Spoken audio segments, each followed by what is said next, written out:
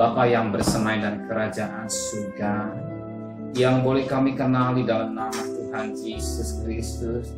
Tiada kata yang manis selain ucapan syukur kepada Bapa di surga buat kasih anugerah-Mu yang berlimpah, dan kami ada sebagaimana ada anak Engkau. Kami merasakan kebaikan Engkau, kami merasakan pemeliharaan yang Kau berikan dalam hidup ini, bagaikan kami seperti bangsa Israel ada di Goshen dalam pemeliharaan Tuhan.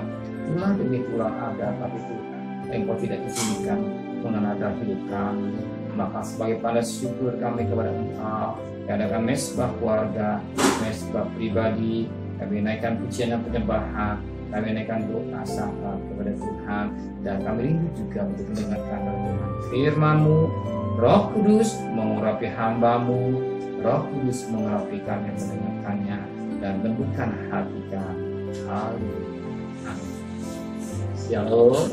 Pagi, mari sama-sama kita akan membuka Markus pasal 14.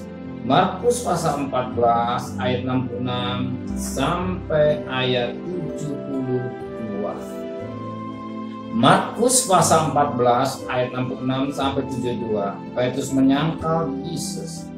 Pada itu Petrus masih ada di bawah halaman, lalu datanglah seorang hamba perempuan imam besar. Dan ketika perempuan itu melihat Petrus sedang berdiam, ia menatap mukanya dan berkata, "Engkau juga selalu bersama-sama dengan Yesus orang Nazaret." Tapi Petrus menyangkalnya dan berkata, "Aku tidak tahu dan tidak mengerti apa yang engkau maksud." Lalu ia pergi diserai muka dan pokok-pokoknya ayah. Ketika hamba perempuan itu melihat Petrus lagi, berkatalah ia pula pada orang-orang yang ada di situ, orang yang adalah salah seorang dari mereka. Tapi Petrus menyangkalnya pula. Tidak lama kemudian orang yang ada di situ berkata juga kepada Petrus, "Engkau ini pasti salah seorang dari mereka, apalagi engkau seorang Galilea." Maka mulai Petrus mengutuk dan bersumpah, "Aku tidak mengenal orang yang kamu sebut-sebut ini." Dan pada saat itu bokoknya ayam untuk kedua kalinya. Maka teringat Petrus bahwa Yesus telah berkata kepadanya, "Sebelum ayam bekok 3 kali, engkau telah menyangkal aku 3 kali." Lalu menangislah ia terseduh-seduh.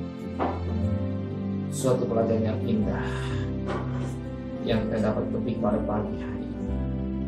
Seorang yang begitu kata-katanya meyakinkan, begitu menggebu-gebu. Kenapa? Sebab Alkitab menulis dalam Markus 14 ayat 31.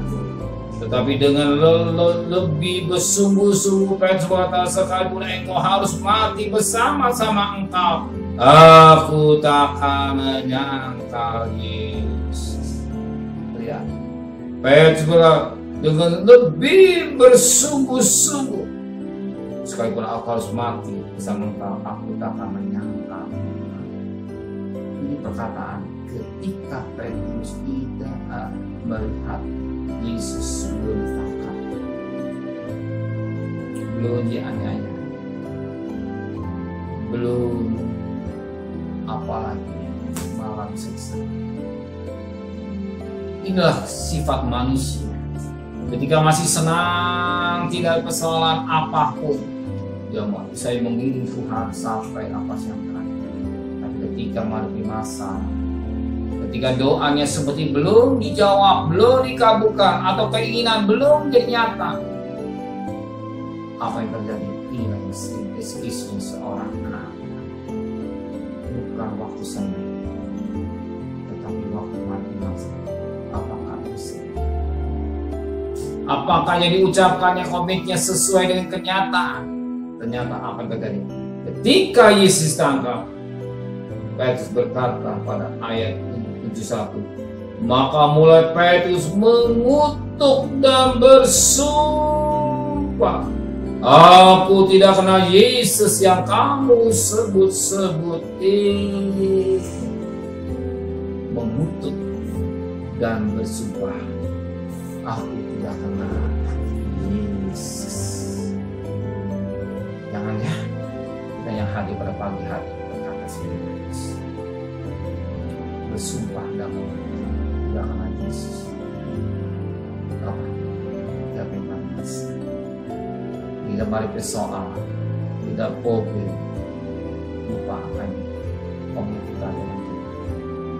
Yesus Tuhan berkata, barang siapa mau menang, dia menyangkal dosa. Camkan firman menteraikan hati saudara. Kalau saudara menteraikan firman hati saudara, apapun yang terjadi, kita terus sampai nafas yang terakhir. Dan kita dan setiap nafas air Tuhan akan memberikan mahkota kehidupan, bukan mahkota fana yang ada di dunia ini. Mahkota yang diberikan dunia ini sementara, fana, tapi mahkota kehidupan kekal sampai selama-lamanya bagi orang yang setia sampai nafasnya. Amin.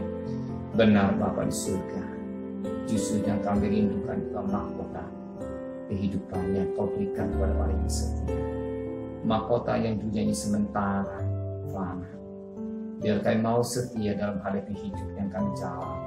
Beri kekuatan dalam hidup kami semua, dalam hidup yang kami jalan. Beri kemenangan dalam hidup yang kami jalan. Beri kembalikan kami besok pagi dalam keadaan tubuh yang sehat dengan tidak kurang satu apapun juga. Berkat Bapak Presiden, Wakil Presiden, para menteri, para gubernur, para bupati, para wali kota, para camat, para lurah, para RW, para RT, para medis, para lawan, para TNI, para Polri, bahkan mereka-mereka yang berjuang di garis depan Tuhan. Pelihara mereka, pelihara keluarganya, dan kami mohon belas kasihan-Mu. COVID ini semakin habis, yang meninggal juga semakin habis, yang sakit semakin habis, tapi yang sembuh semakin banyak Tuhan. Dan ekonomi kami Engkau pulihkan kembali Tuhan. Hanya belas kasihan-Mu terjadi buat bangsa kami Indonesia. Terima kasih Bapa di surga dan kekasih. Terimalah berkat nikmat dari Allah Bapa, cinta kasih sayang dari Tuhan Yesus Kristus, dan berkat Roh Kudus dan saudara hari ini sampai Maranatha Tuhan Yesus datang. Yang cinta Dia katakan amin. Tuhan memberkati.